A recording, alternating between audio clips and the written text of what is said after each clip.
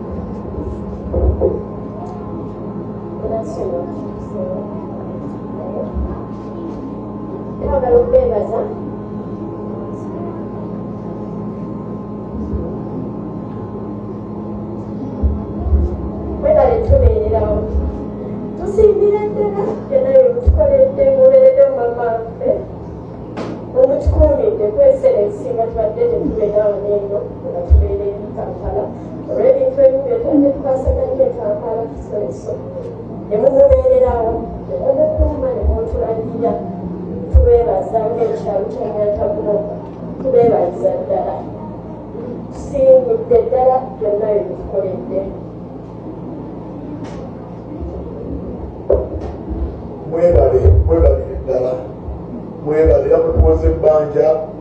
okuba nga tusobodde okubeererawo tubadde tetuwangalira ku kyalo kino naye nga maama atugamba mumwagala nnyo naffe nga gyetulimu tusabira tusiimira ddala abantu ba Katagoma tusiima n'abatulokolimu okugatulibwamu e Kampala ne mujja wamwerekereza bingi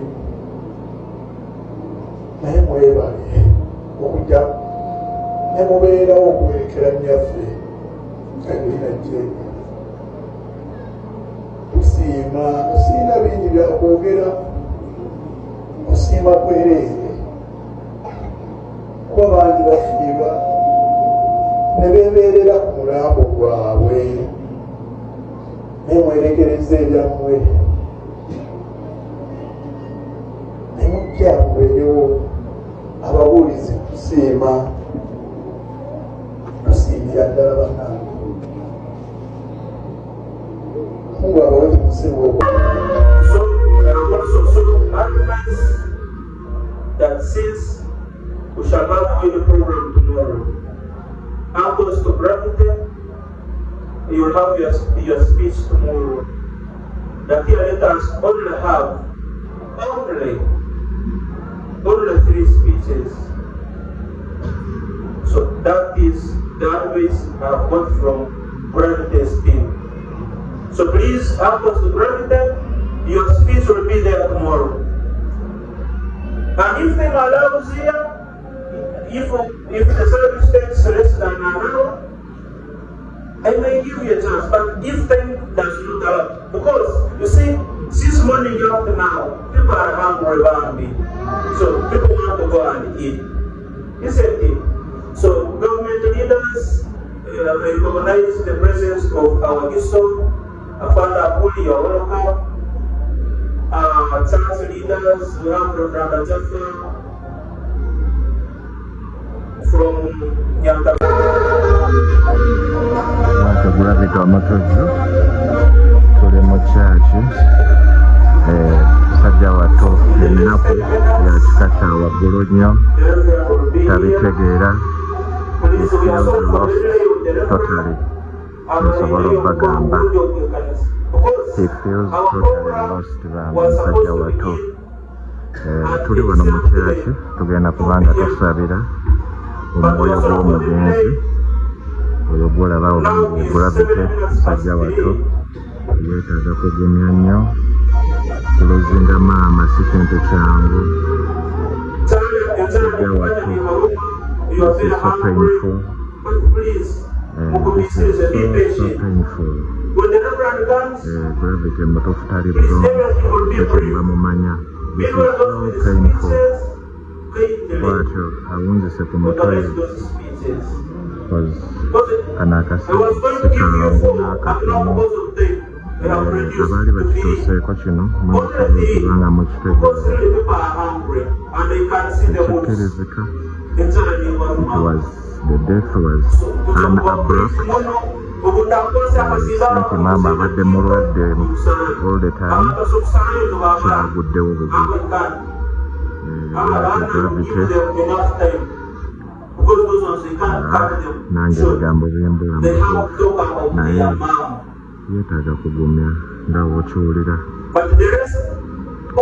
easy tuli wano mu kyaki tukyagenda maaso this is so painful tuli mu kyaki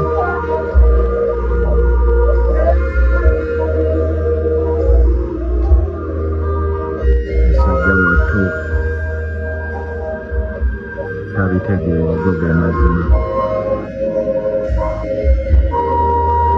tabitegeerera kuddala naye tumusabire tumugumye buli omu waali asabire ku gravity abeere mukaayi abeere ng'asobola okuba ng'ayita mu kaseera kano ak'obulumi kaseera si kangu maama yabaddewo twetwogera maama agenze gravity omwaka guno taligwerabira kyensobola obbagamba taligwerabira kyannaku tuli wano mu kyaki enyanta boma tugenda okusabira omwoyo gw'omugenzi but kaseera si kangu wadde